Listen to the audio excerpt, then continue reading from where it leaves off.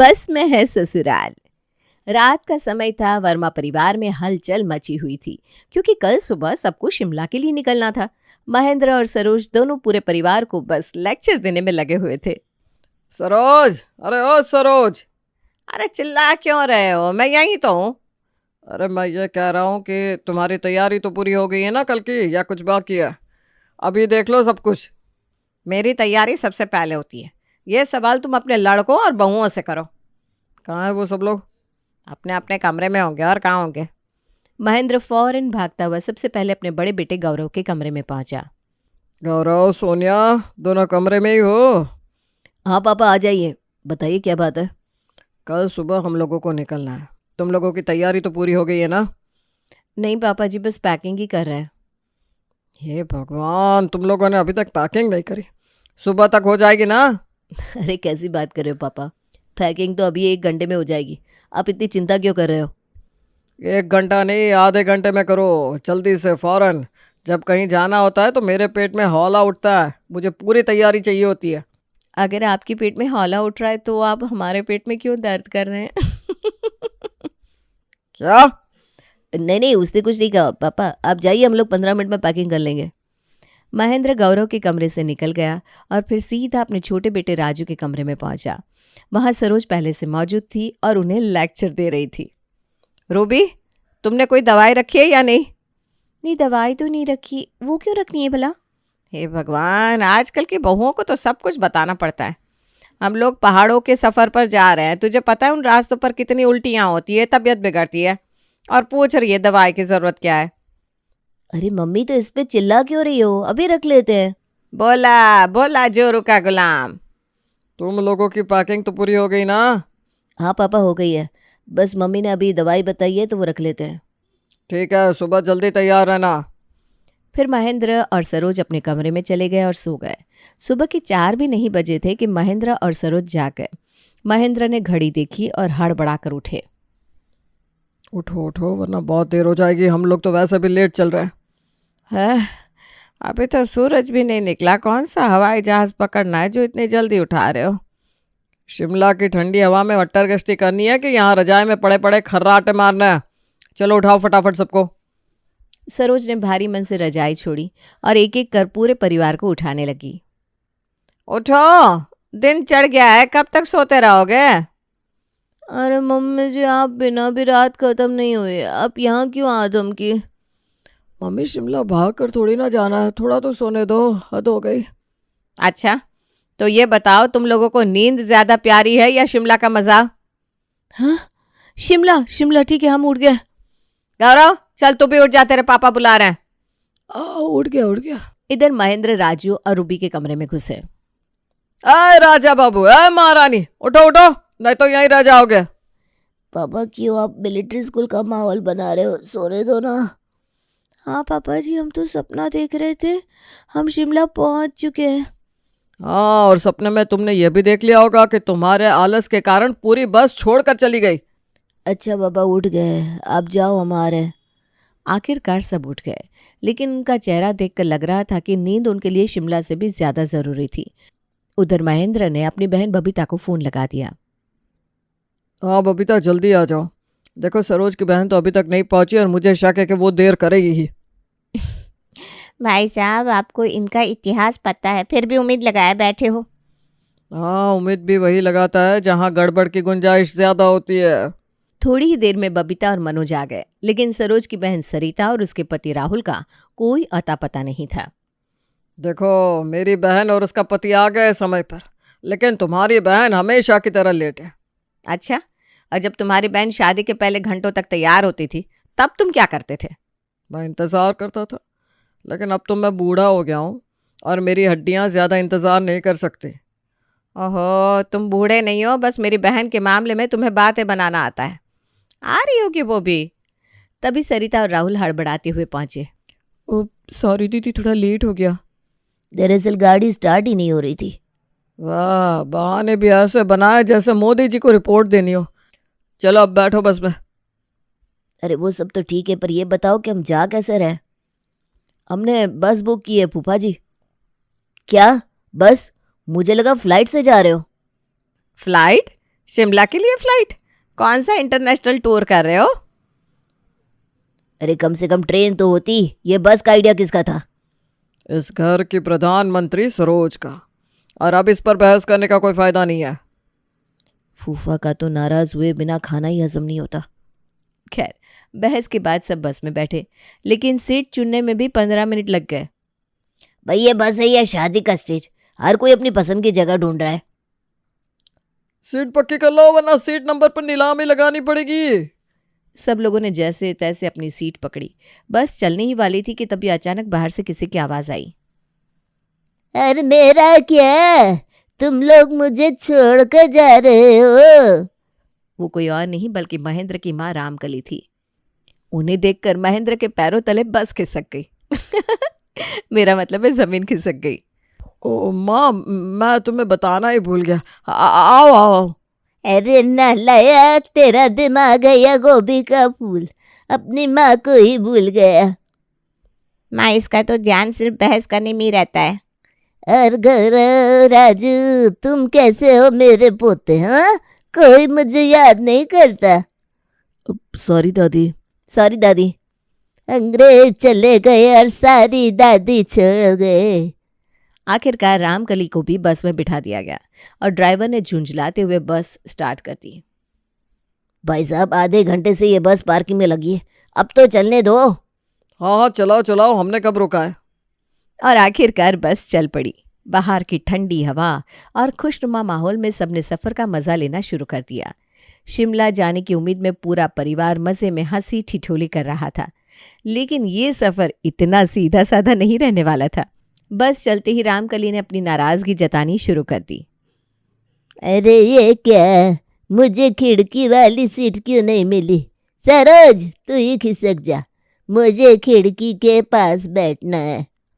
अरे अम्मा, मुझे उल्टी होती है, खिड़की के पास मुझे बैठा रहने दो ना। तो तुझे तो उल्टी होगी क्योंकि तू खुद ही तो उल्टी है।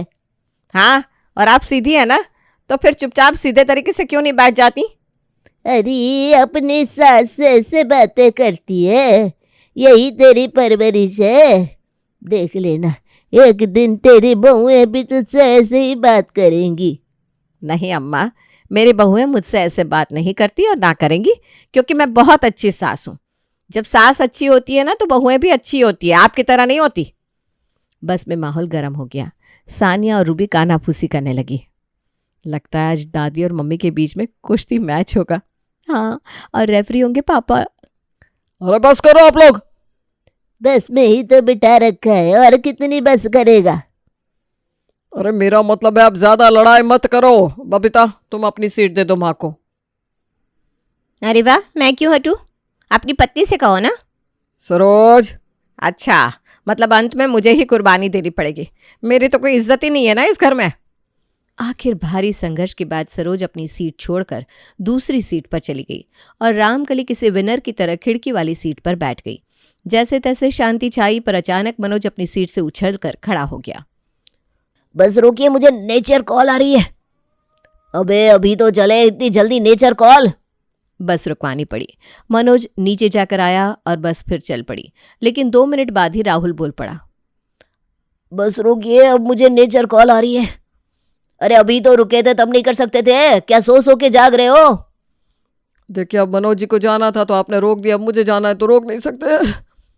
अबे तू थोड़ा कंट्रोल कर लेना। क्या मतलब?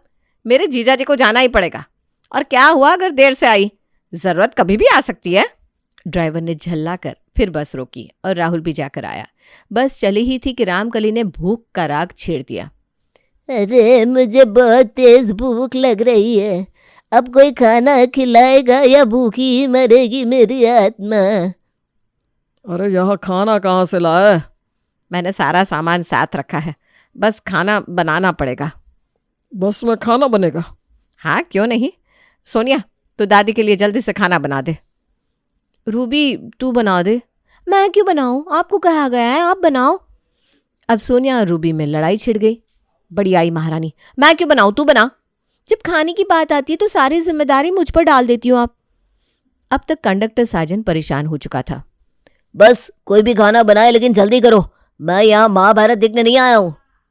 अंततः फैसला हुआ कि दोनों मिलकर खाना बनाएंगी, लेकिन समस्या तब आई जब खाना बनाना शुरू किया गया। बस में बैलेंस ही नहीं बन रहा था। अरे ये क्या हो रहा है, बस में कोई चीज़ टिक ही नहीं रही। लगता है मैं खुद कढ़ाई में गिर जाऊंगी और मेरी ही पकौड़ी बन जाएगी। ड्राइवर अब पूरी तरह से पागल होने की कगार पर था। भाई इस बस को होटल बना दिया क्या? पहले टॉयलेट ब्रेक, अब किचन खुल गया। पहले खाना बनाओ नहीं तो मैं हड़ताल पर बैठ जाऊंगी। अरे ड्राइवर साहब जरा बस रोक दो, खाना बन जाए वरना मेरी माँ तुम्हारा दिमाग खा जाएगी। अंततः बस फिर रोकनी पड़ी और खाना तैयार किया गया। पूरे बस में अब खाना ही खाना महकने लगा। ड्राइवर और कंडक्टर झल्लाए बैठे थे, लेकिन बाकी सब तो मजे कर रहे थे। आहा, मजा आ गया खाना खाकर। सच में। आखिरकार बस फिर से चल पड़ी, लेकिन ड्राइवर अब सफ़र को जल्दी ख़त्म करना चाहता था, इसलिए उसने बस की स्पीड बढ़ा दी। जैसे ही बस तेज़ हुई, अंदर बैठी सारी लेडीज़ इधर उधर टकराने लगी और चिल्लाने लगी। अबे ओ ड्राइवर, ये बस चला रहे हो कि भैंस दौड़ा रहे हो? थोड़ा धीरे चला नहीं तो हम कूद जाएंगे। हाँ हाँ, हम कोई बोरा भर अनाज नहीं है जो जहाँ चाहे पटका जाए। अरे माता जी, पहले कहते हो जल्दी पहुँचाओ, अब कहते हो धीरे चलाओ। मैं करूँ तो क्या करूँ? देखो भाई, हम पहले ही बहुत लेट हो चुके हैं, तेज़ चलाओ। हे भगवान, कभी धीमे कभी तेज़, इन लोगों की सुनो या अपने होशो हवास बचाओ। तभी मनोज ड्राइवर के पास पहुंचा और शुरू हो गया। अच्छा भाई साहब, आपका नाम क्या है? क्यों? बस ऐसे ही। कहाँ रहते हो? कितनी बीवियाँ हैं? कितने बच्चे हैं? अगर तुमने एक और सवाल पूछा तो मैं बस का एक्सीडेंट करा दूंगा। जाओ पीछे बैठो। मनोज चुपचाप पीछे आया और कंडक्टर को घेर लिया। अच्छा भाई, आप कब से कंडक्टर हो? जब से मेरी किस्मत फूटी। और हाँ, मुझसे बातें मत करना वरना मैं तुम्हें अगले स्टॉप पर उतार दूंगा, समझे? अब मनोज चुपचाप अपनी सीट पर बैठ गया। कुछ घंटे ऐसे ही निकल गए। सब थक चुके थे। सोनिया की हालत खराब थी, वो लेटना चाहती थी। गौरव, मुझे लेटने तो बहुत दर्द हो रहा है। हाँ हाँ, लेट जाओ। अरे अरे, तुम्हारे ससुर बैठे हैं और तुम लेटोगी? ऐसा कैसे हो सकता है? सोनिया का मुंह उतर गया। वो चुपचाप बैठ गई। अब रूबी का भी मन हुआ कि वो लेट जाए। मुझे भी लेटना है, पर ससुर जी बैठे हैं तो उनसे कहो ना कि वो भी लेट जाएं। अरे बेशर्मो, ससुर लेटे तो तुम लोग भी लेटो। इतनी शर्म कहाँ बेचाई। अरे मुझे कोई आपत्ति नहीं है, तुम लोग आराम से लेट जाओ। थैंक यू पापा जी, थैंक यू पापा जी। जैसे ही वो लेटने लगी, रामकली ने फरमाइश कर दी। अरे मेरे पैरों में दर्द हो रहा है, कोई मेरे पैर दबा दो। सोनिया, रूबी, दोनों जरा पैर तो दबाओ। हम? नहीं तो क्या तुम्हारी अम्मा आएगी मेरा पैर दबाने? सोनिया दीदी, मुझे लगा था हम लोग ट्रैक पर जा रहे हैं, लेकिन हमारा तो बस में ही ससुराल बन गया है। Seriously Ruby? सोनिया और रूबी मजबूरी में रामकली के पैर दबाने लगी। तभी अचानक बस को जोरदार ब्रेक लगा और रामकली सीट से नीचे फिसल गई। अबे ओ ड्राइवर, ये क्या किया तूने? मुझे गिरा दिया। अब रोक बस, पहले मैं अपने पैर ठीक कराऊं फिर चलाना। ड्राइवर ने अपना सर स्टीयरिंग पर पटक लिया। हे भगवान, ये कैसा सफ़र है। आखिरकार 10 मिनट तक रामकली के पैर दबाए गए। फिर बस फिर से चल पड़ी। अब राहुल ने नया बवाल खड़ा कर दिया। ड्राइवर, मैंने अभी मैप में चेक किया, हम लोग सिर्फ 100 किलोमीटर ही आ पाए। तुम आखिर कर क्या रहे हो? इतने घंटों से बस चलाकर बस 100 किलोमीटर तक ले आ पाए? मेरे दिमाग की ना हटाओ बिल्कुल भी। खुद एक तो बस रुकवाया जा रहा है कोई ना कोई, और मुझसे पूछ रहे हो कि अभी तक सिर्फ 100 किलोमीटर क्यों आए? अपने साथ वालों को समझाओ ना। मेरा सर मत खाओ वरना किसी पेड़ से टकरा दूंगा ये बस। ज़्यादा बकवास मत कर, समझे? ड्राइवर और राहुल में बहस बढ़ने लगी। अभी ठीक से चला, ये कोई साइकिल नहीं है जब मन किया तेज जब मन किया धीमी। भाई साहब, आप खुद चला लो, कभी तेज चलाने को बोलते हो कभी धीमी। तुम लोग वैकेशन में आए हो कि मेरे सिर पर सवार होने?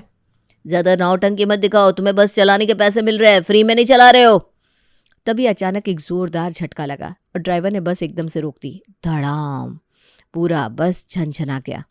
अबे क्या कर रहे हो? ब्रेक लगाया या भूकंप का बटन दबा दिया? सब लोग इधर उधर गिर पड़े। रामकली सीट से लुढ़क कर फर्श पर गिर पड़ी। अरे मेरे कमर के पट्टे टूट गए। या कौन सा ड्राइवर रख लिया तुमने महेंद्र? बस में कुछ गड़बड़ हो गई, अब स्टार्ट नहीं हो रही है, सबको नीचे उतरना पड़ेगा। पहले तो झटकों से हड्डी पसली तोड़ दी, अब कह रहे हो नीचे उतरो। सब लोग बड़बड़ाते हुए नीचे उतरे। ड्राइवर और कंडक्टर ने बस खोलकर कुछ देखा और बोले, लगता है जैक लगाकर टायर बदलना पड़ेगा। अबे बस खराब नहीं हुई, तेरी अक्ल खराब हुई है। आप चुप करो जी। कंडक्टर ने चादर निकाली और बस के नीचे घुस गया, जबकि ड्राइवर ने सब यात्रियों से सामान निकालने को कहा। क्या सामान भी उतारना पड़ेगा? बिल्कुल, वरना जैक से बस उठेगी कैसे। सबने अपने अपने बैग बस से निकाल दिए। पूरा सामान सड़क पर बिखर गया। तभी ड्राइवर ने कंडक्टर को इशारा किया। उसने झट से जैक वापस बस में डाला, बस का गेट बंद किया और ड्राइवर ने बस स्टार्ट कर दी। अबे ये क्या कर रहे हो? हम जा रहे हैं, टाटा बाय बाय। अरे ओ गधो, हमें छोड़कर जा रहे हो? लगता है भूल गए, तुम्हें अभी पैसे मिले नहीं है। पैसे चाहिए भी नहीं, हमें बस तुमसे छुटकारा चाहिए, वरना हम भी पागल हो जाएंगे। अरे गधा है तू, तेरा पूरा खानदान। इतना कहकर ड्राइवर ने बस भगाई और धूल उड़ाते हुए गायब हो गया। सब लोग हक्के बक्के खड़े रह गए। हे भगवान, हमारा सामान तो बचा है पर ये बस भाग गई। सरोज, तेरी वजह से हुआ ये सब। पूरे रास्ते चिक चिक चिक चिक, बेचारा ड्राइवर तक परेशान हो गया। अरे अपने दामाद को बोलो ना, वो तो ड्राइवर को ज्ञान देने में लगे थे। सही कहा, इसे ही ड्राइवर का नाम, घर, बीवी, बच्चों की कुंडली निकालनी थी। अच्छा, और जब तू ड्राइवर को तेज चलाने को बोल रहा था तब? भाई साहब, वो तो ये हमारी भलाई के लिए कर रहे थे। तू चुप रह, तेरा पति ही सबसे बड़ा बवाली है। बहस बढ़ती जा रही थी, तभी गौरव चिल्लाया। चुप, एकदम चुप सब लोग। अब लड़ना छोड़ो, ये सोचो आगे कैसे जाएंगे। सब शांत हो गए और अगली बस का इंतजार करने लगे। थोड़ी देर में एक नई बस आई। सब हड़बड़ी में बस पर चढ़ गए। बस चली और 5 मिनट बाद फिर से वही बवाल शुरू हो गया। अरे ये बस तो पहले वाली से भी ज्यादा हिल रही है। ए ड्राइवर, बस धीरे चला। आपकी तो आदत है बस रुकवाने की। माताजी, मेरा दिमाग खराब मत करना, वरना बस खाई में कुदा दूंगा। आप जैसे ड्रामेबाजों से मुझे अच्छी तरह निपटना आता है। ये सुनकर रामकली चुपचाप डर कर बैठ गई और बाकी सब हंसने लगे।